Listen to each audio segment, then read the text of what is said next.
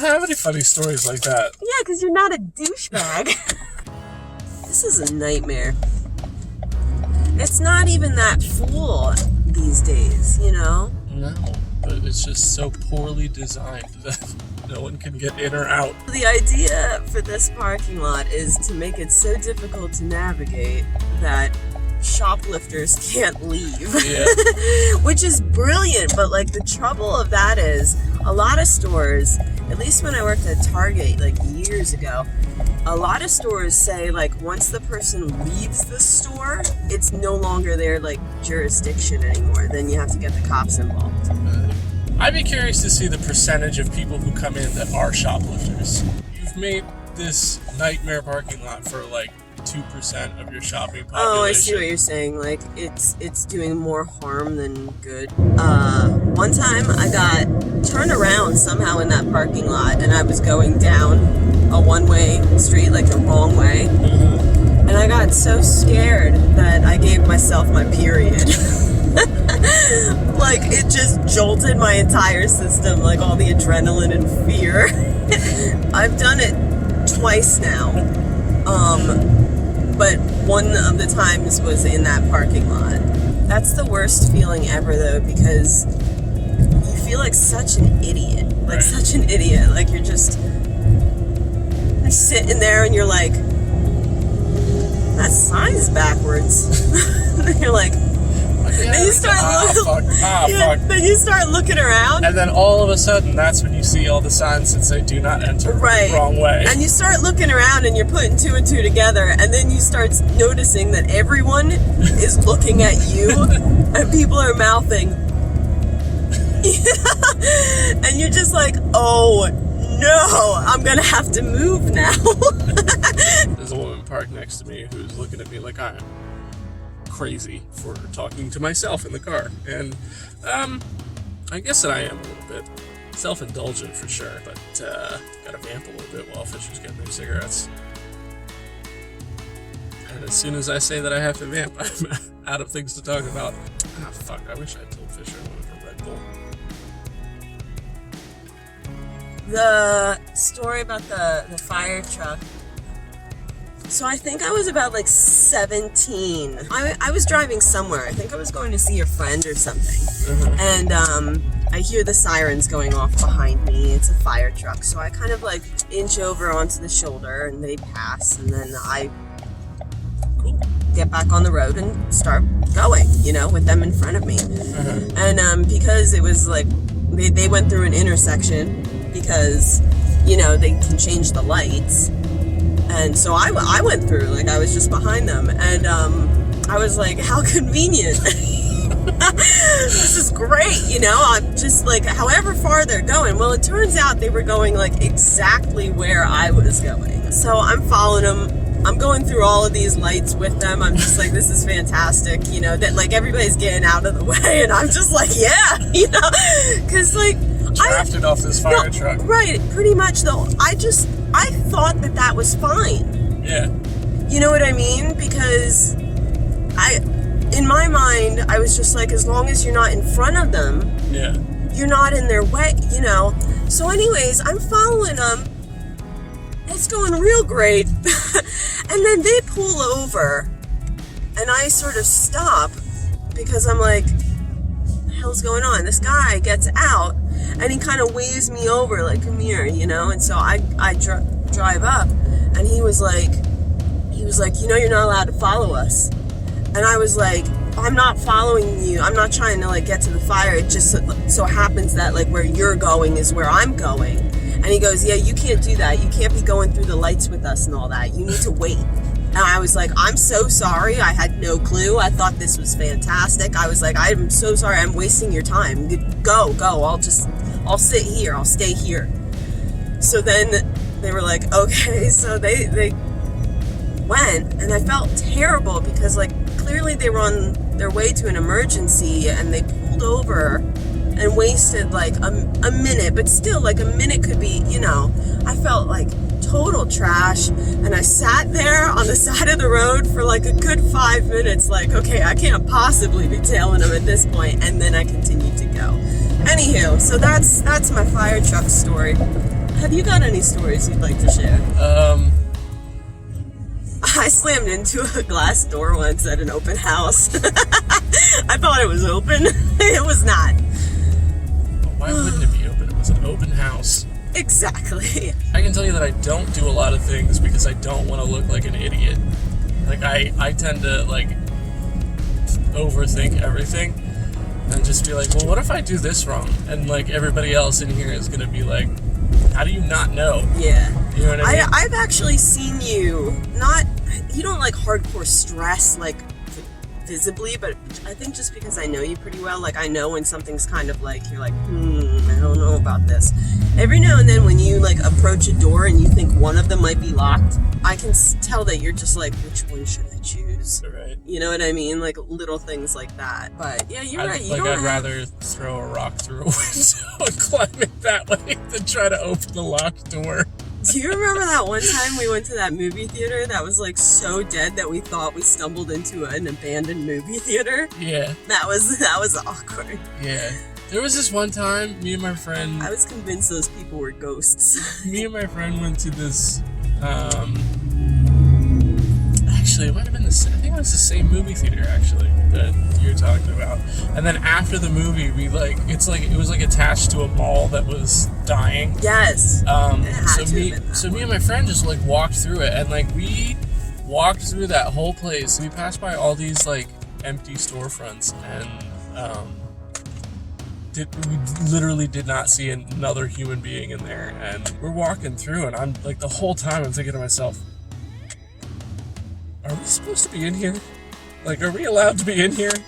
Are we trespassing? We saw one person, and that's how we knew that it was still open, because there was a Foot Locker that was open, and this poor dude had to be working all day in this Foot Locker in this abandoned...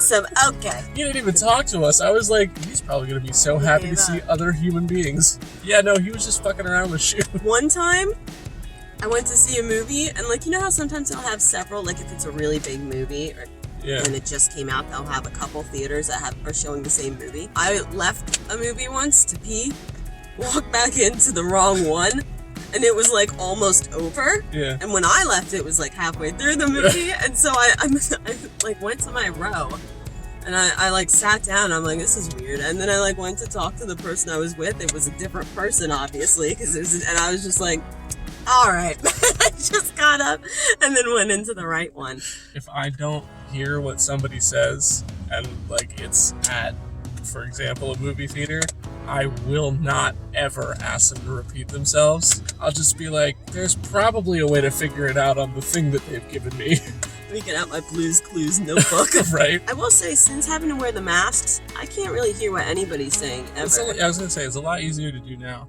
If it gets to a second time I didn't hear you, like, if I asked one time, that's it. Like, I have never in my entire life asked a second time for someone to repeat themselves. I love when they'll say, like, you know, do you want your receipt? And, like, you too. In my head, I'm just like, have a good one. And then I notice that they're holding the receipt, and I'm just like, bye. Like, I just leave. I can't even, I'm really trying to rack my brains here. I can't think of an embarrassing, mainly because, like, if I'm uncomfortable doing something, I won't do it. Yeah. And, like, if I think I might get embarrassed in the situation, I won't do it. I've gotten into the wrong car. And, you know, you sit there and you just kind of look around and you're like, this looks different, you know? And then then you realize and you're just like, like, try to slink out, and then you don't know what to do because you're like, I guarantee people saw me do that. I remember this one time, it took, like, a little bit for it to click. I, like, sat down in the car, and I, like, put my wallet on the seat, and then I saw that they had some sort of, like, dream catcher hanging from the rear view mirror, and instead of being like, fuck, this isn't my car, I was like, oh, that's pretty. Oh, that's nice. I should get one of those. And then I was just like, fuck, like, not my car. My sister was in town one time, and then I went back to their hotel with them, and when we got there, there was this dude, like, standing at a podium in I think he was weird? a concierge, but like Yeah. there was no indicator that that's what he was doing. So like they went to check in, and I'm just like dicking around in the lobby because I'm like, I'm not part of their group. So then, okay, so number one, when they were done like checking in, they got cookies. Like the hotel gave them like these big ass macadamia nut cookies. Yeah. Other thing that happened was like as like they're walking away from the check-in desk, and I'm near the concierge, and at the time I had my hair dyed blue, and the concierge said something to me about it, and I was like, oh thanks, and then just like not registering that was the end of the conversation for him, I proceeded to tell him it's like the step-by-step process that I did to dye my hair blue. At no point in this conversation did I realize, pick up on his, facial signals or his body language that he's like, I don't fucking care. I don't know what the fuck I was thinking, but I just, I stood with this guy for, a solid 5 or 6 minutes telling him what I did to dye my hair. And then, I finish, and he's like, And then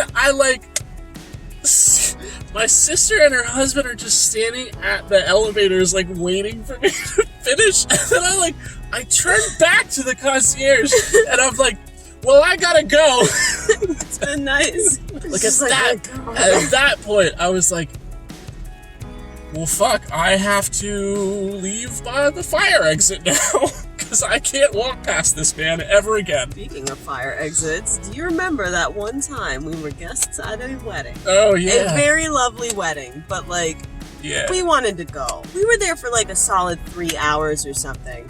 And so, we had something to do that night, right? No! We wanted to watch a movie or something. An hour before we were okay, in an hour we're gonna leave. So we had a great time, but so then it was kind of how do you leave when everybody's just getting started? All the speeches and stuff were over. People were just starting to do some other things. So it was in a weird building. Yeah. It was it was part of it looked like office buildings. Yeah, it was a nutritional center, but also a financial investment company, I think. But they also had 2 bars. So we scoped out this emergency exit for about the last hour we were there. We were debating on if we open it, will an alarm sound? Alarms go off. And we decided, because right at the hour mark, everybody had migrated downstairs to participate in something. And we were the only ones upstairs, and we were now or never. We even had a backup plan for if the alarm did go off, what we would do. Yeah. Luckily it didn't. We go down this weird network of stairs and hallways and shit. We end up exiting the building at the very back, and then had to walk all the way around it to get back to our car. And then, who's out front smoking but the fucking groom's brother, who also knows who I am. Bye! Fortunately, he was trashed at that point. Yeah. So he got away without being recognized, but...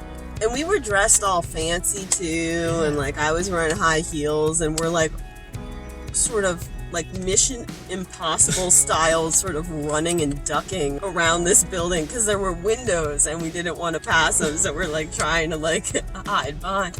It was ridiculous, and we didn't really say goodbye to anybody. We just left. Didn't you get a text then or something? And they were like, "Where are you?" And oh yeah, that's right.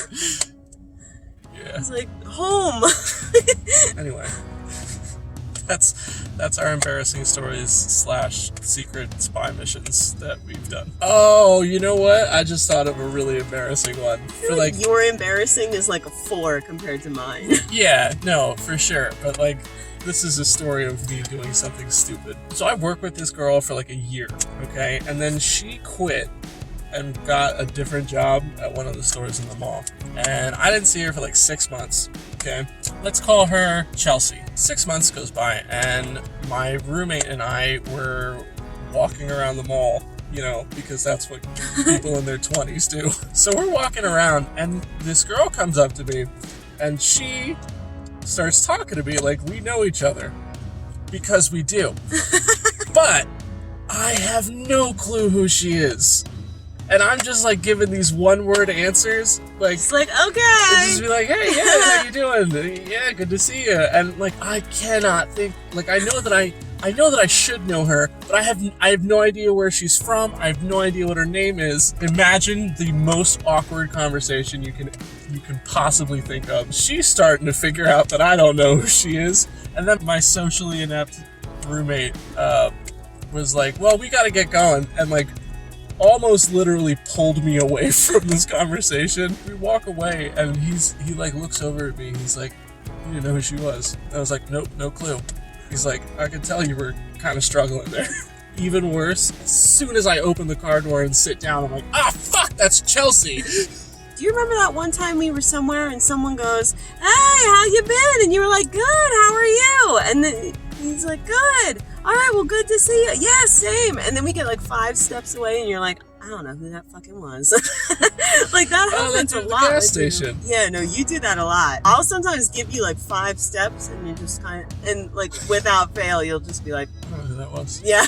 It's terrible. Like, I have almost come to train myself to like shut down work.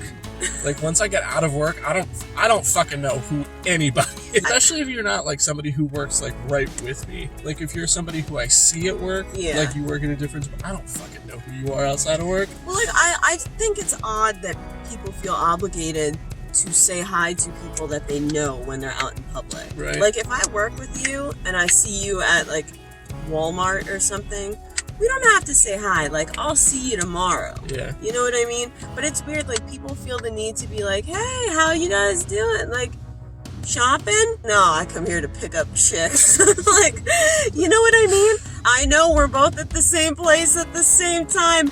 Happens every day at work. Maybe that's just me being kind of like antisocial. I don't think I have any more embarrassing stories. If I do, next time. See, they just keep coming to me. Next time. Okay. This one's actually really gross, so. Bye!